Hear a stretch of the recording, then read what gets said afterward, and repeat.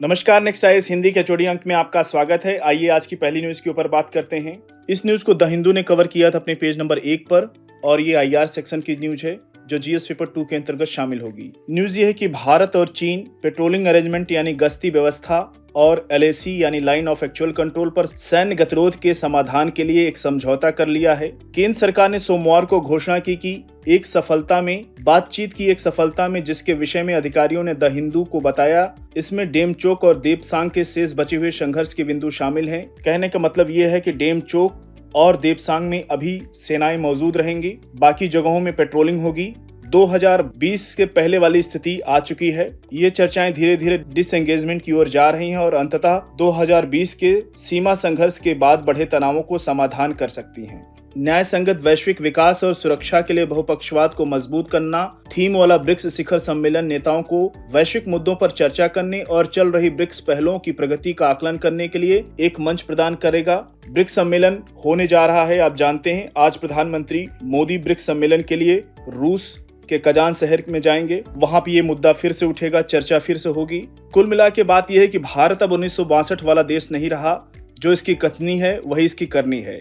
दुनिया इसे देख चुकी है और इसका ताजा उदाहरण है चीन के कदम से देखा जा सकता है। पहले जून 2017 में डोकलाम की तनातनी के बाद चीन को यहां से अपने पैर वापस खींचने पड़े और अब जून 2020 में टकराव के 4 वर्ष बाद चीन ने फिर से कदम वापस कर लिए हैं। आज भारत अपने हकों के लिए लड़ता है और अपनी आवाज बुलंद करता है, लेकिन यह भी उतना ही सही है कि यह शांति और वसुधैव कुटुंबकम में यकीन रखता है।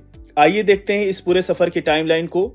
देखिए, भारत चीन की सीमा के ऊपर अगर बात करें तो भारत और चीन के बीच कोई सीमा नहीं है, यानी लाइन ऑफ एक्चुअल कंट्रोल है, एलएसी है जिसको बोलते हैं। इनके बीच केवल एक इमेजिनरी डिमार्केशन किया गया था, काल्पनिक सीमांकन, ना कि किसी मानचित्र या जमीन पर। ये दोनों देशों को लाइन ऑफ एक्चुअल कंट्रोल यानी वास्तविक नियंत्रण रेखा अलग करती है। हालांकि दोनों देश एलएसी पर सहमत नहीं हैं। भारत एलएसी को किलोमीटर लंबा मानता है जबकि चीन इसे केवल 2000 किलोमीटर ही मानता है। वो कहता है कि 1488 किलोमीटर चीन का हिस्सा है।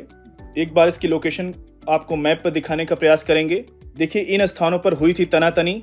ये लोकेशन है देपसांग की और ये है गलवान घाटी और ये गोगरा हॉट स्प्रिंग के नाम से जाना जाता है और ये पेंगोंग सी लेक, यहाँ पे झील है पेंगोंग, और ये है डेमचोक और ये एरिया देपसांग का। अभी यहाँ पे सेनाएं मौजूद रहेंगी दोनों देशों की। बाकी जगह पेट्रोलिंग के लिए एग्रीमेंट समझौता हो चुका है। अब बात कर लेते हैं कोरोना काल के समय विवाद की।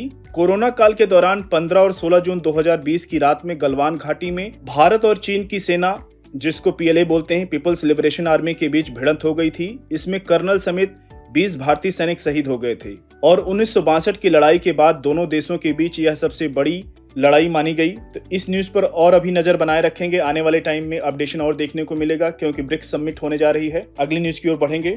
इस न्यूज को द हिंदू ने कवर किया था अपने पेज नंबर 9 पर और ये एनवायरमेंट सेक्शन की न्यूज है जो जीएस पेपर 3 के अंतर्गत शामिल होगी। न्यूज ये है कि क्लाइमेट मिटिगेशन यानी जलवायु शमन के साथ साथ एडेप्टेशन यानी अनुकूलन के दबावों के प्रत्युत्तर में एचपीबी यानी हाई परफॉर्मेंस बिल्डिंग निर्माण क्षेत्र में आवश्यक समाधान के रूप में उभर रहे हैं।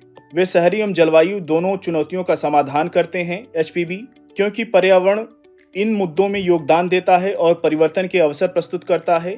एचपीबी यानी हाई परफॉर्मेंस बिल्डिंग को ग्रीन हाउस गैस उत्सर्जन को कम करने, एनर्जी और वाटर के उपयोग को कम करने और जलवायु अनुकूल डिजाइनों का उपयोग करके ऑपरेशन कॉस्ट में कटौती करने के लिए डिजाइन किया गया है। वे अपने रहने वालों की भलाई में सुधार करते हैं जिससे वे व्यवसाय करने एवं रहने वाले दोनों के लिए आकर्षक बन जाते हैं। पर्यावरणीय लाभों से परे हाई परफॉर्मेंस बिल्डिंग वित्तीय लाभ प्रदान करते हैं, जैसे फाइनेंशियल एडवांटेज, कम यूटिलिटी बिल का आना, कार्बन वित्त पोषण तक पहुंच होना। दुनिया भर की सरकारें प्रगतिशील नीतियों और वित्त पोषण सिस्टम के माध्यम से हाई परफॉर्मेंस बिल्डिंग को अपनाने की कोशिश कर रही हैं, जो एनर्जी इफिशिएंसी, संसाधन प्रबंधन और कार्बन न्यूट्रलिटी को बढ़ावा देती हैं। भारत भी इन संरचनाओं का समर्थन करने के लिए अपने नीतिगत ढांचों और व्यावसायिक रणनीतियों को अलाइन करना शुरू कर दिया है। अगली न्यूज की ओर बढ़ेंगे। इस न्यूज को द हिंदू ने कवर किया था अपने पेज नंबर 10 पर और ये गवर्नेंस सेक्शन की न्यूज है जो जीएस पेपर 2 के अंतर्गत शामिल होगी। न्यूज ये है कि सुप्रीम कोर्ट ने कहा कि सेकुलरिज्म यानी पंथ निरपेक्षता संविधान के बेसिक स्ट्रक्चर का एक अमिट और मुख्य भाग है।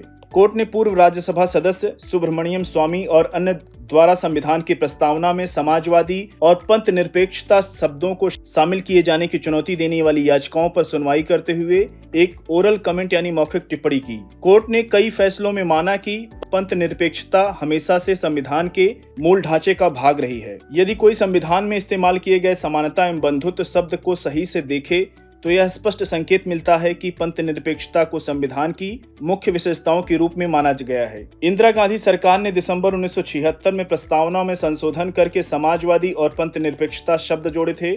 राष्ट्र की एकता वाक्यांश को राष्ट्र की एकता एवं अखंडता से परिवर्तित किया गया था। इमरजेंसी के दौरान 42वें संविधान संशोधन के अंतर्गत प्रस्तावना में ये बदलाव किए गए थे।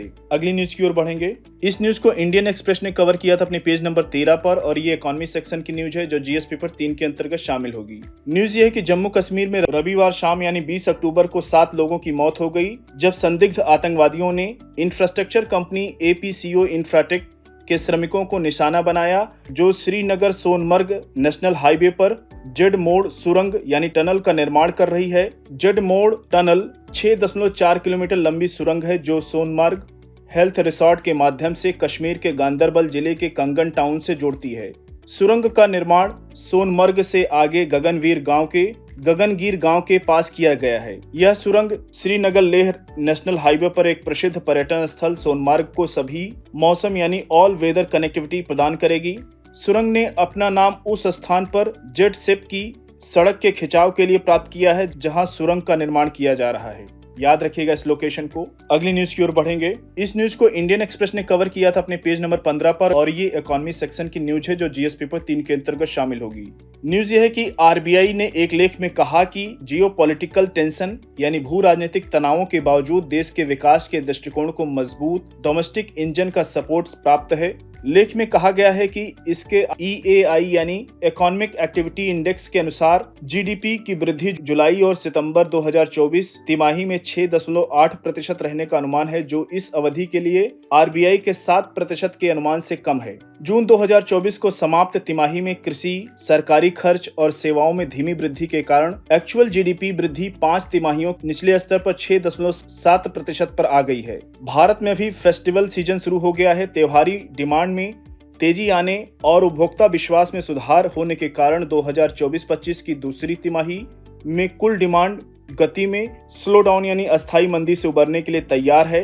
ये बहुत अच्छी शुभ संकेत है इंडियन इकोनॉमी के लिए। अगली न्यूज की ओर बढ़ेंगे। इस न्यूज को पीआईबी ने कवर किया था और ये हेल्थ सेक्शन से जुड़ी हुई न्यूज है जो जीएस पेपर 2 के अंतर्गत शामिल होगी। न्यूज ये है कि प्रधानमंत्री जन औषधि परियोजना ने अक्टूबर 2024 में 1000 करोड़ रुपए की बिक्री करके एक उल्लेखनीय उपलब्धि हासिल की है जो पिछले वर्ष की तुलना में एक महत्वपूर्ण प्रगति है जब यह लक्ष्य दिसंबर 2023 में पूरा किया गया। मतलब 3 महीने पहले ही 2024 में ये लक्ष्य पूरा कर लिया गया है 1000 करोड़ बिक्री के साथ। पिछली बार दिसंबर 2023 में पूरा हुआ था। इस वर्ष 2024 में अक्टूबर में ही ये लक्ष्य प्राप्त कर लिया गया है। प्रधानमंत्री भारतीय जन औषधि परियोजना में केंद्रीय फार्मा सार्वजनिक क्षेत्र के उपक्रमों के सहयोग से फार्मास्यूटिकल विभाग द्वारा शुरू किया गया एक अभियान है जिसका उद्देश्य प्रधानमंत्री जन औषधि केंद्र नामक समर्पित दुकानों के माध्यम से जनता को सस्ती कीमतों पर गुणवत्तापूर्ण दवाइयां उपलब्ध कराना है। ये जेनरिक दवाइयां बहुत कम कीमत पर उपलब्ध कराते हैं। इन दवाओं की पोटेंशियल यानी क्षमता खुले बाजार में उपलब्ध महंगी ब्रांडेड दवाओं के समान ही है। ये बहुत अच्छी बात है। आम जन अब अच्छी दवाओं तक पहुंच अपनी कर पा रहा है, उनकी सुविधाओं को प्राप्त कर पा रहा है। अगली न्यूज की ओर बढ़ेंगे। इस न्यूज को ऑल इंडिया रेडियो ने कवर किया था और ये एनवायरनमेंट सेक्शन की न्यूज है जो जीएस पेपर 3 के अंतर्गत शामिल होगी।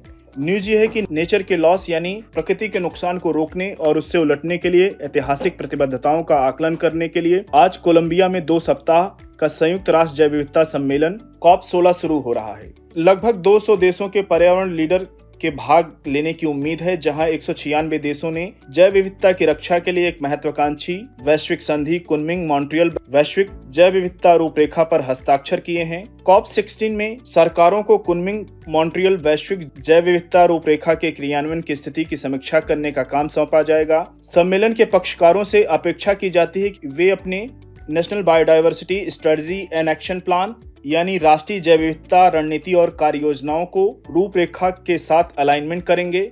साथियों, आज के HOD अंक को यहीं पर समाप्त करते हैं। मिलते हैं नेक्स्ट अंक में कुछ और इंपॉर्टेंट न्यूज के साथ। तब तक जुड़े रहिए नेक्स्ट आइस हिंदी के साथ। धन्यवाद।